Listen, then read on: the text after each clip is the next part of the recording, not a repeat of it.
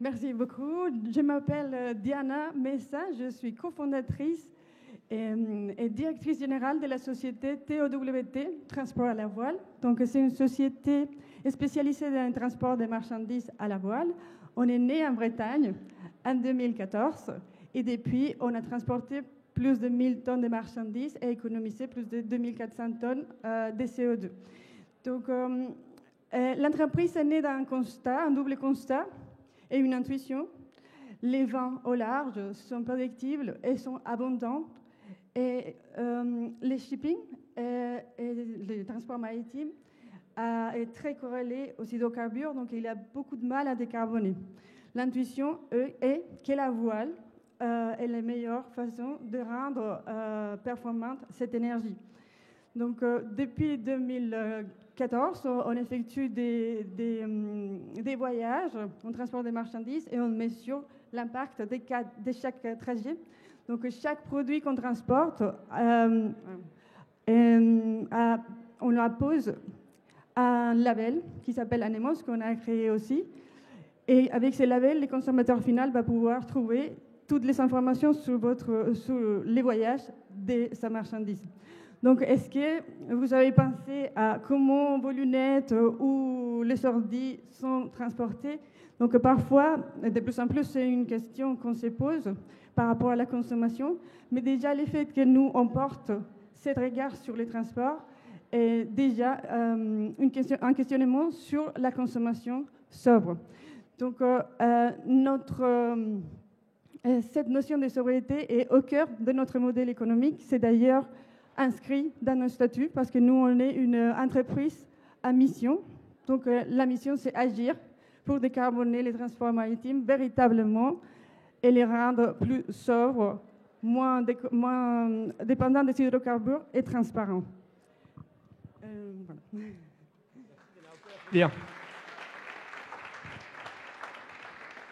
Alors, vous allez avoir une actualité très riche, je crois, cette année, parce que deux navires commandés auprès de chantiers français, en plus, c'est très bien. Oui, en plus, c'est un chantier breton, c'est les chantiers Piriou qui sont à Concarneau.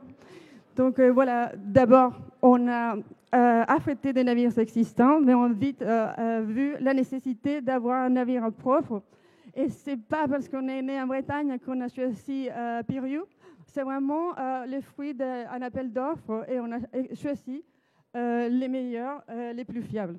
Donc, on est ravis aussi que ça soit proche de nous. Les meilleurs et les plus fiables sont toujours en Bretagne.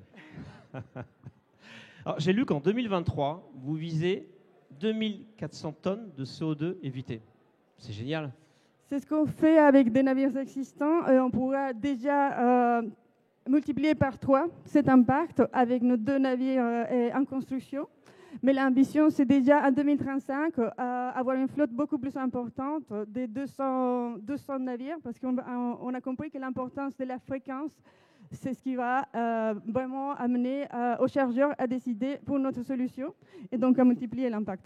200 navires en 2025. C'est ce qu'on a annoncé à la COP27 chaque marché. Ça va faire de jolis coups évité, bravo, c'est super. Alors, il y a un autre élément moi, qui m'a beaucoup intéressé, c'est que vous n'êtes pas uniquement dans le fret de produits, vous vous questionnez aussi sur comment j'importe des produits plus éthiques qui intègrent l'impact aussi au cas dans le produit, et comment justement j'ai une proposition de valeur qui est, j'ai pas un produit qui a été acheminé de manière plus responsable, mais j'ai également un produit qui est plus responsable, et vous allez avoir un business model qui est un peu tourné, assez innovant finalement. Est-ce que c'est ça la réussite dans l'entrepreneuriat à impact, d'aller chercher ce type de modèle innovant pour aller pouvoir passer à l'échelle l'impact environnemental que social?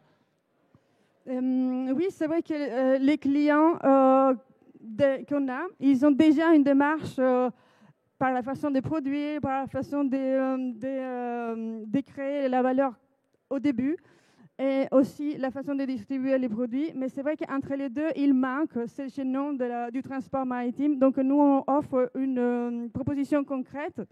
Donc c'est ça ce qui a permis de vraiment donner la valeur au projet, c'est-à-dire que c'est ce que je voulais, je ne sais pas si c'est la question de tout à l'heure, mais nous, on peut multiplier notre impact et et nos chiffres d'affaires, et nos chiffres, etc. Et devenir une licorne, j'ai fait les calculs. Dans 3 ans, avec une douzaine de navires, on peut devenir une licorne. Mais comme la personne qui a parlé tout à l'heure, ce n'est pas le but principal. Et donc peut-être que dans 5 ans, ça va arriver, mais on va vraiment rester proche de nos clients et répondre à ses besoins. Bravo, merci beaucoup Daniela, vous pouvez applaudir très fort, merci.